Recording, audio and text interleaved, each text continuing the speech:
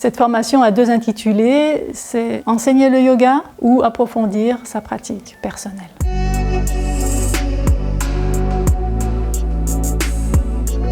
Je m'appelle Marie-Françoise Garcia, j'enseigne le yoga depuis 30 ans déjà et dans ce centre depuis 2011.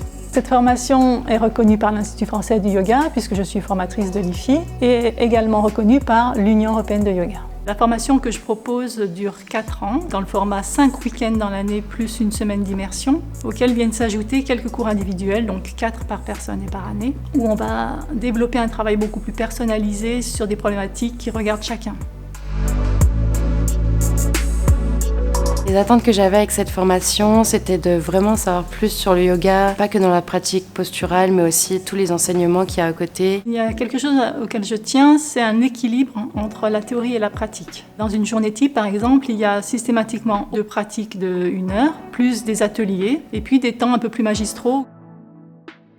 La théorie sans la pratique, c'est un écueil, et l'inverse également pour moi. On écoute, mais il faut toujours vérifier derrière par soi-même.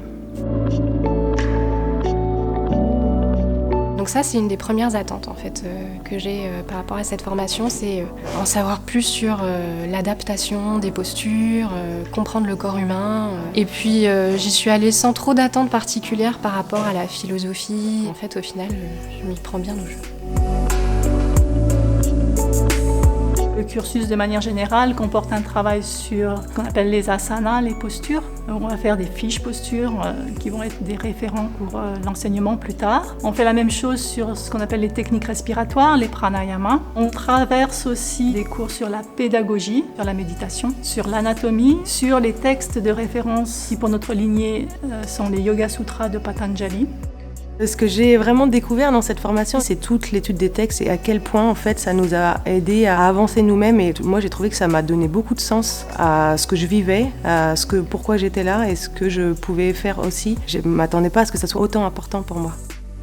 Il y a toute une période de la formation où je fais aussi intervenir des personnes qui vont venir partager leur expérience sur le yoga enfant, sur le yoga pour les seniors, sur le yoga pour les femmes enceintes, etc. Parce que j'estime que quelqu'un qui est vraiment spécialisé là-dedans aura plus de chances de faire passer sa flamme.